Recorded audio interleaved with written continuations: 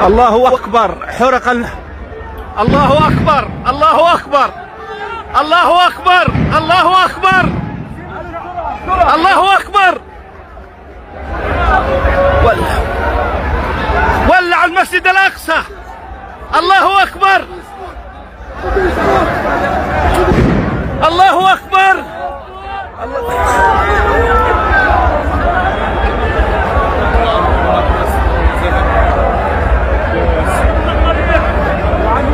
يريدون حرق المسجد الأقصى. الله أكبر. من احلف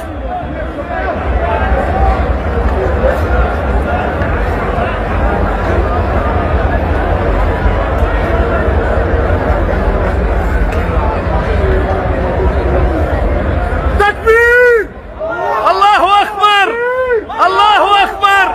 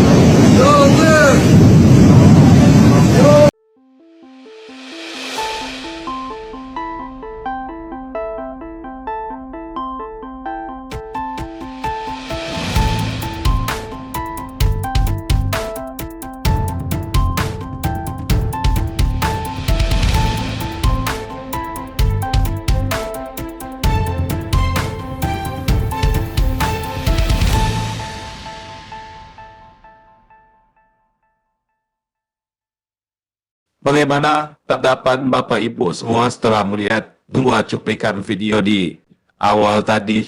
Nah, ini bukti baru saudara dan teman-teman kita di sebelah itu harus bisa memahami ketika mereka berdoa, ada adab-adab yang diajarkan ketika seseorang itu berdoa. Janganlah dalam doa itu kita mengutuk, janganlah dalam doa itu kita meminta yang tidak baik, meminta yang tidak benar. Memang ya, menurut hawa nafsu kita meminta kepada Tuhan supaya orang lain itu binasa. Ini doa tidak akan dijawab oleh Tuhan. Doa seperti ini saudara tidak akan dijawab oleh Tuhan sendiri. Dalam doa kita mengutuk orang, mengutuk negara orang dalam doa seperti ini, saya sangat yakin 1000% tidak akan dijawab oleh Tuhan, karena ini tidak ada adab-adabnya gitu ya. Di saat kita berdoa, waktu saya di pesantren ya saudara, Ustadz kami itu mengajarkan itu pada kami bagaimana adab di saat kita berdoa dan bagaimana kesopanan kita untuk berdoa gitu ya. Saat kita berdoa, ada cara berdoa yang baik, ada cara berdoa yang benar, ada cara yang beradab gitu ya. Di saat kita melakukan, memanjatkan doa kita kepada Tuhan Yesus, maka kita melihat ya, ribuan bahkan jutaan umat mendoakan doa supaya Israel kena kutuk. Yang kemarin di Monas itu ya, di Monas itu sangat-sangat memalukan.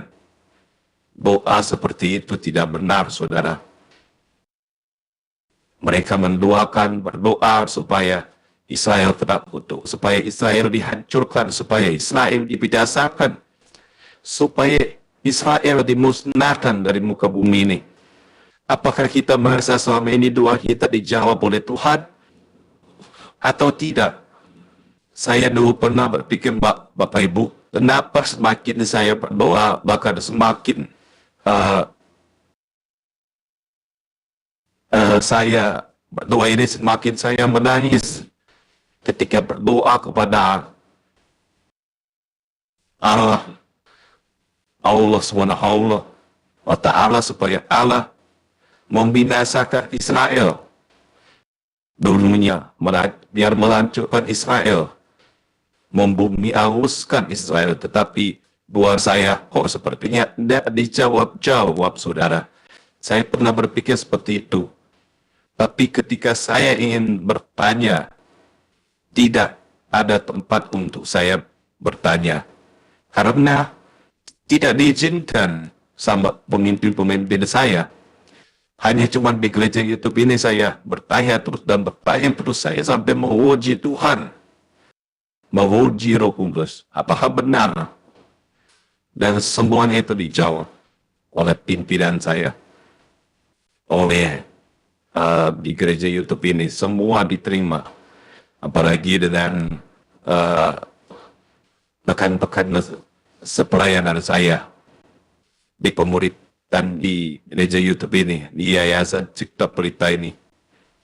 Ya, kita semuanya dididik, dibentuk pelan-pelan. Pelan-pelan. Mereka sabar untuk menghadapinya. Apapun pertanyaan itu, mau itu pertanyaan kasar dan sebagainya, semuanya dijawab sama mereka. Karena mereka tulus melayani. Coba di agama saya sebelumnya, saya bertanya bukan sampai situ ilmumu. Ayo berjihad. Untuk apa kita bilang? Surga di situ. Surga yang mana? Bidadari. Itu ya, saudara, dan itu kekeliruan. Selama ini saya, sebelum yang ini ya, saya mendoakan agar membenci Israel karena dia telah membasmi kaum Filistin. Dan itu udah dijawab. Dan dijawab sama Tuhan. Akhirnya saya yang dipakai Tuhan gitu ya. Karena kita cuma bisa didoktrin. Harus begini. Tapi tidak bisa bertanya, tidak bisa menguji, tidak bisa mendapatkan solusi. Kalau di sini kita diizinkan untuk bertanya hal-hal yang tidak perlu ditanyakan, ya akhirnya apa yang terjadi, saudara? Saya mengerti, memahami, dan saya minta tuntunan Tuhan, Roh Kudus. Rekan-rekan saya juga di sini sering mendoakan saya. Akhirnya puji Tuhan saya dipulihkan. Jadi itu ya saudara, ketika kita membenci dan berdoa, itu tidak akan menjadi apa-apa. Pada akhirnya apa yang terjadi? Serahkan semuanya kepada Tuhan. Serahkan semuanya kepada Yesus Kristus. Kita lihat bagaimana doa yang baik. Dan saya mengajak saudara semua hari-hari ini, mari kita berdoa supaya peperangan yang sedang terjadi ini boleh segera berakhir. Kita rindukan ini berakhir, Bapak Ibu. Suka atau tidak suka, senang tidak senang, firman Tuhan mengajarkan siapa yang mengutuk maka dia akan dikutuk. Saya teringat waktu Musa berdoa dalam doanya. Musa berkata, Tuhan, ajarlah kami menipu hari-hari kami sedemikian hingga kami beroleh hati yang bijaksana. Hingga kami beroleh hati yang bijaksana, bukan hati orang bebal, bukan pemikiran orang bebal, bukan hati orang fasik, bukan hati orang munafik, tetapi hati yang bijaksana. Itu di Alkitab, kitab Efesus 5 ayat 15. Dengan sampai dengan ayat yang ke-17. Berkata, karena itu perhatikanlah dengan sesama bagaimana kamu hidup. Janganlah seperti orang bebal, tetapi seperti orang live. Dan pergunakanlah Waktu yang ada karena hari-hari ini adalah jahat. Sebab itu, janganlah kamu bodoh, tetapi usahakanlah supaya kamu mengerti kehendak Tuhan. Maka Bapak, Ibu, kita harus bersyukur di mana firman Tuhan yang kita baca bisa kita pahami, kita bisa mengerti. Karena sudah diterjemah dalam berbagai bahasa sehingga kita tidak perlu belajar peribahasa yang ayah sembrani agama saya terdahulu. Ini tidak capek gitu ya. Dan kita tinggal gampang belajar ini. Diajarkan ini. Karena Tuhan ke dunia ini bisa mengenal kita dengan mudah gitu ya. Sama seperti kita mengenal firman-Nya. Tinggal buka Alkitab, bisa dengan mudah kita mengerti kalimat dari isi Alkitab itu. Yang Tuhan inginkan kalau kita tidak mengerti, maka kelakuan kita itu seperti keledai. Keledai liar, kita pintar membaca sampai kita bisa menghafal hebat dalam kitab hafalan. Tetapi kita tidak tahu maknanya apa ya. Di kitab suci saya sebelumnya gitu ya. Saya banyak di antara kita tidak tahu pemahamannya. Kita bisa menghafal berapa lembar, berapa bab. Tapi kita tidak tahu artinya, Bapak Ibu. Percaya atau tidak, khususnya kepada teman-teman kita dari seberang yang hari-hari ini, ya, mengutuk Israel, hati-hati. Saya tidak bosan-bosan mengingatkan saudara semuanya supaya terus berhati-hati. Saudara perlu bagaimana bangsa-bangsa yang sudah mengutuk Israel, bagaimana keadaan hidup mereka, bagaimana keadaan masyarakat, dan bagaimana keadaan pemerintahan Iran, Pakistan, saudara, setiap saat, setiap waktu, Pakistan. Di saat kejadian beberapa waktu yang lalu ada sebuah kejadian yang sangat menakutkan, di mana orang lagi merayakan Maulid Nabi, tiba-tiba ada orang yang berani meletupkan tubuhnya. Ini kenapa ya? Kita berpikir dengan akal yang sehat, berpikir dengan kritis, berpikir dengan hati yang tulus, berpikir dengan hati yang ikhlas. Saya tidak akan bosan-bosan mengingatkan saudara seperti yang tertulis dalam kitab Kejadian 12 ayat yang kedua sampai dengan ayat yang ketiga.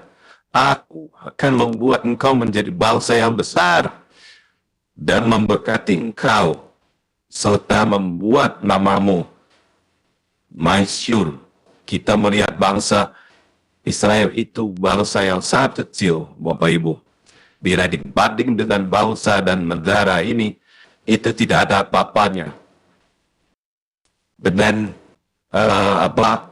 kalau kita melihat bagaimana besar lebar panjangnya negara Israel, tidak ada apa-apanya bila dibanding dengan bangsa dan negara kita, Indonesia ini. Mungkin Israel itu hanya sebesar Aceh ya. Kemungkinan juga lebih besar malah dari Aceh, daripada Aceh ya. Israel kemungkinan sangat kecil sekali. Menurut kita melihat di sebuah peta bangsa Israel itu, negara Israel itu sangat kecil. Tetapi Tuhan berkata apa kepada Israel? Aku akan membuat engkau menjadi bangsa yang besar. Kecil menurut ukuran dunia, tetapi besar dia di dalam firman-Nya. Apa yang besar? Kemegahannya.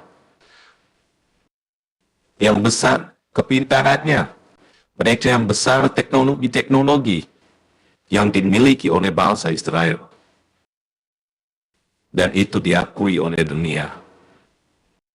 Dan penemuan-penemuan yang ditemukan oleh orang Yahudi itu bisa dinikmati oleh seluruh masyarakat dunia,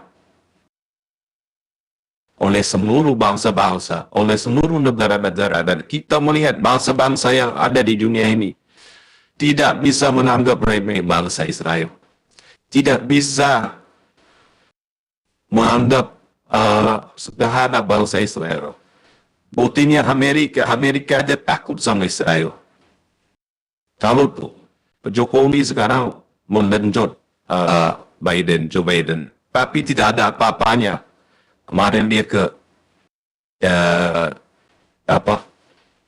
Arab, habis itu ke Amerika untuk mengatakan ini perdamaian, tapi tidak bisa.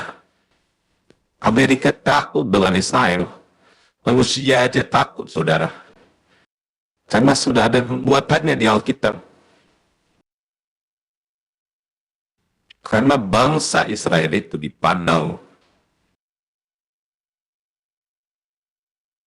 ya, memang kelihatan bangsa itu kecil menurut pikiran kita, menurut mata kasat mata kita, tetapi dia besar di mata dia, tidak bisa dianggap remeh. Kita melihat perang ini adalah Israel dan Hamas, bukan perang Palestina. Perang yang lagi berlangsung ini bukan antara Israel dan Palestina, saudara. Tidak. Tetapi antara Israel dan Hamas. Kita tahu sendiri Hamas itu adalah teroris yang sudah diakui sama Presiden Palestina. Ya, mengutuk keji juga. Kalau mau jujur, menemukan sebenarnya Israel lagi menyelamatkan rakyat Palestina. Itu yang harus diketahui oleh bangsa Indonesia juga, negara Indonesia. Israel itu akan menyelamatkan rakyat Palestina biar tidak dibasmi. Dulunya Palestina itu Palestina bukan Palestina. Basmi hilang kepunahannya. Jadi Israel lagi menyelamatkan rakyat Palestina dari kebiadaban teroris Hamas. Ya, dari kebiadaban teroris Hamas. Ingat, ada banyak sekali bukti-bukti yang kita dapatkan di lapangan yang tidak pernah kita melihat di media hari-hari ini. Ini bertolak belakang semuanya. Di sini mengutuk Israel. Arab Saudi berpihak kepada Israel. Bahkan dia tidak mau mendukung Hamas dan Palestina. Dan Presiden Palestina sendiri mengutuk keras serangan yang dilakukan pada tanggal 7 Oktober yang dimulai semuanya ini oleh Hamas. Palestina mengutuk Hamas yang artinya yang mengutuk, yang seharusnya dikutuk itu Hamas, bukan Palestina. Bayangkan saja, Presiden Palestina mereka lebih merasakan apa yang mereka alami. Mereka bisa rasakan bagaimana 1.400 orang Israel yang pada saat hari Sabat diserang, dibom, dibombardir. Ya, merasakan apa yang mereka alami. Sedih betul, saudara. Tapi orang Indonesia tidak mau membahas itu. Ya, ada dikutuk lagi kemanusiaan. Kalau memang ini kemanusiaan, saudara, ya, saya ingatkan lagi, kalau memang Indonesia yang di Monas itu mau mengangkat bukan soal agama atau wilayah dan sebagainya, dia maunya tentang kemanusiaan, dua-duanya yang dirangkul, dua-duanya yang didoakan, agar berdamai, bukan memihak satu ini atau memberi bantuan dana sembako dan sebagai donasi ke desa doa Hamas. Malah Hamas itu senang, saudara. Dia disuplai lagi. Saya jujur, kemarin saya dengar salah satu berita mengatakan ketika Israel marah dan dia membom gereja, salah satu gereja yang udah ternama di Gaza, itu kena bom dan sebagainya, dan banyak jemaat yang kena bom juga. Itu pastor Vatikan langsung memberikan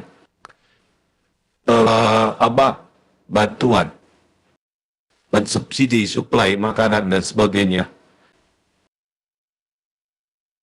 Sebelum Indonesia yang berkuar-kuar ini, dia sudah memberikan. Kenapa? Saya tanya kenapa ini ya. Saya pikir-pikir dan akhirnya saya mendapatkan bahwa ya inilah, kita harus dua-duanya. Kita supaya Israel dibantu juga oleh pastor itu, Vatikan, dan Gaza juga dikirimkan gitu. Itu yang namanya perdamaian, saudara. Bukan memilih kasih, bukan mengutuk, gitu ya. Kita harus tahu gitu. Kalau mendamaikan ya dua-duanya. Kita kerinduan kita ingin mendamaikan. Ya dua-duanya disupport. Seharusnya pemimpin-pemimpin Indonesia harus belajar. Gitu. Menteri-menteri kita ini harus belajar ya. Mengutuk ini.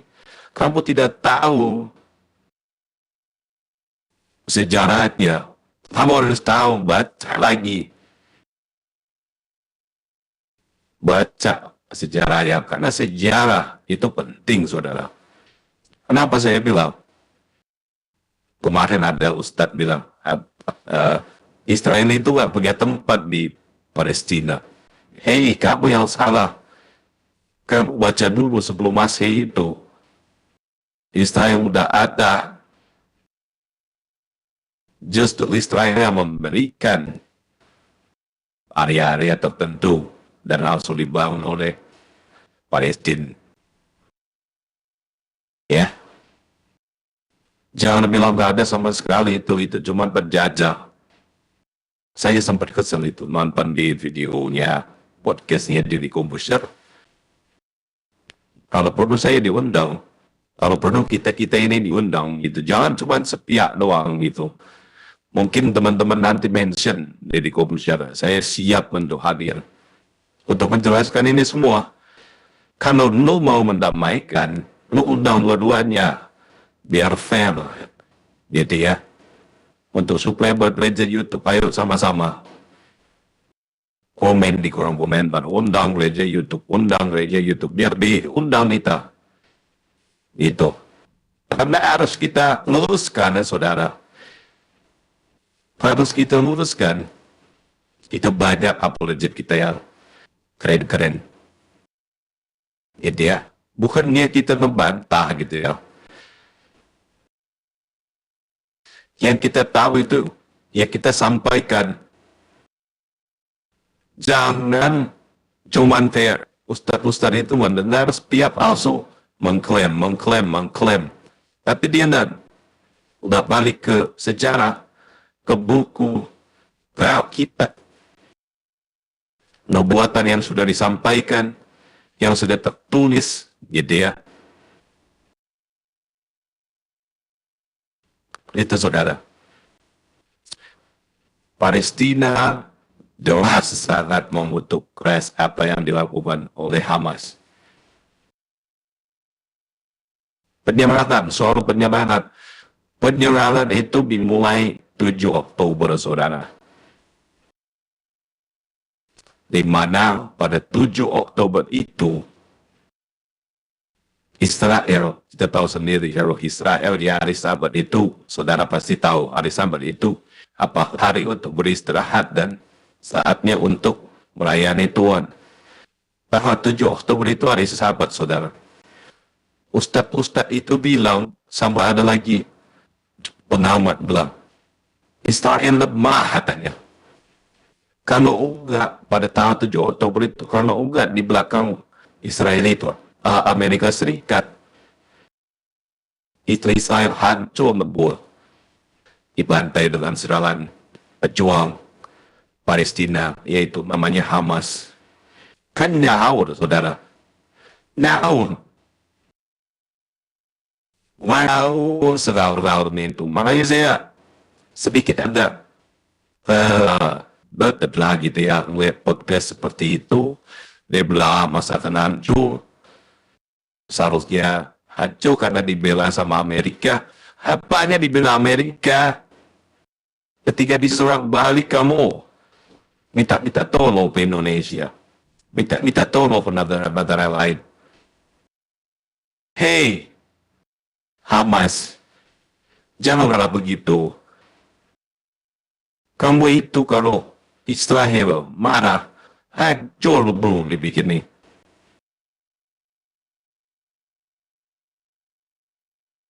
Perbatasan Taiwannya udah diintai sama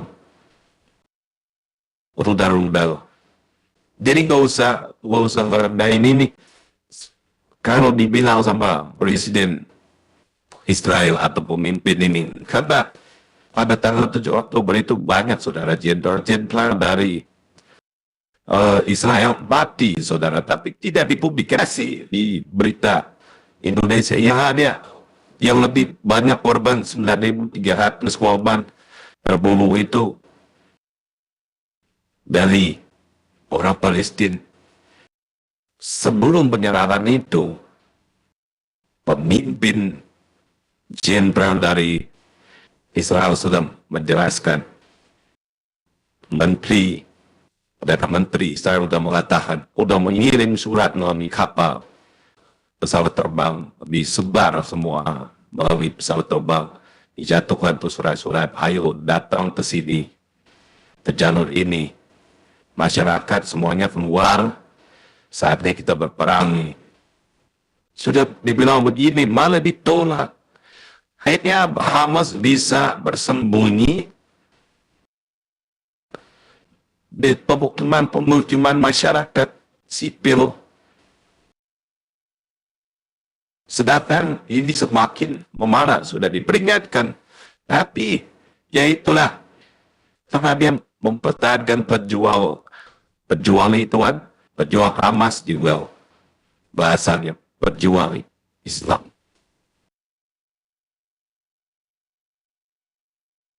Itu ya saudara. Informasi ini A1 saudara. Saya tidak berbicara lewat itu. Ini memang A1 saya dapatkan, tapi ketika saya publikasi di gereja YouTube, di blog saudara, dia tahu di report dan sebagainya, dan tidak bisa naik tayang. Saya khawatir dua channel gereja YouTube ini bakalan hilang di telan dunia per-YouTubean. Karena banyak sekali yang report mungkin ya. Saya tidak membela Palestina atau tidak membela Hamas. Saya juga tidak membela Israel, tapi kita harus bela dua-duanya. Gitu ya. Saya sangat sayangkan ketika Presiden Jokowi mengutuk Israel, dan itu 2 kali. Bang Leo, dia mengkomen di Instagramnya Pak Jokowi ketika Pak Jokowi mengutuk, dibombardir dia. Dia bilang nggak tahu otak lah, nggak punya perasaan lah. Kalau wadah lu digituin, ini enggak. Gila ya.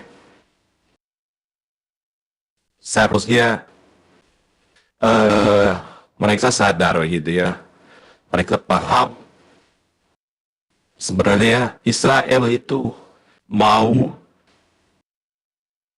membuat maju Palestina, tapi di balik organisasi Palestina ini ada namanya Hamas.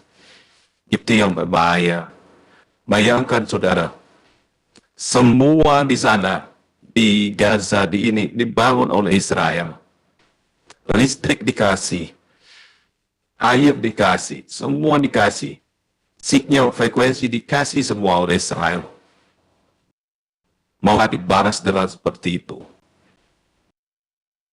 Makanya, saya habis pikir, gitu ya. Mungkin itu Bapak Ibu yang bisa saya sampaikan untuk perkara ini. Untuk untuk persoalan Israel dan Hamas ini, saya tidak bilang Palestina ya. Karena ini persoalan antara Israel versus Hamas. Gitu ya, kalau Palestina itu cuma warga sipil aja gitu. Itu yang mungkin bisa saya sampaikan. Teman-teman jangan lupa komen dan katakan Yesus luar biasa. Ketik di kolom komentar, Yesus luar biasa.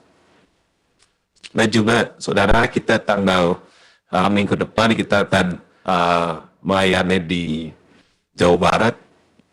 Semoga ide lancar. Harapannya adalah dukungan doa bagi kita, rekan-rekan tim dan semuanya dari gereja YouTube untuk melayani di Jawa Barat yang kita berharap sesuai dengan schedule kita ya, karena kita di situ ada juga apologetika dan juga ada tentang pemuritan gitu. Di sana biarlah banyak jiwa-jiwa yang haus akan firman Tuhan, ingin mengenal Tuhan Yesus. Berkati dengan doa maupun dukungan yang itu untuk berkonversi mulu, karena kita juga sangat-sangat membutuhkan biaya gitu ya, dana untuk konsumsi bensin dan sebagainya, tiket dan sebagainya gitu ya, karena kita juga di sana tidak mau cuma sekedar cuap-cuap, tapi kita mau ada yang berkesan. Kita akan membagikan juga Alkitab. Seperti mana program yang kita jalani itu, 1 juta Alkitab kita akan bagikan. Kita pergunakan gereja YouTube ini untuk melayani, gitu ya, untuk bisa berdampak. Jadi salah satunya kita juga berdoa untuk ambulan, karena kita pikir di sana saat di pelosok Jawa Barat itu sangat membutuhkan ambulan, karena ada beberapa rekan-rekan juga mengatakan lebih baik kita pakai ambulan aja, karena ambulan bisa digunakan untuk ibu-ibu hamil dan yang melahirkan dan sebagainya gitu. Kalau orang tua yang udah lanjut usia gitu ya, itu bisa mengantarkan pulang pergi pedesaan pelosok ke kota gitu ya ininya. Dan ambulan kan kalau sendiri, ambulan kan ibaratnya kayak pas pampres ya saudara.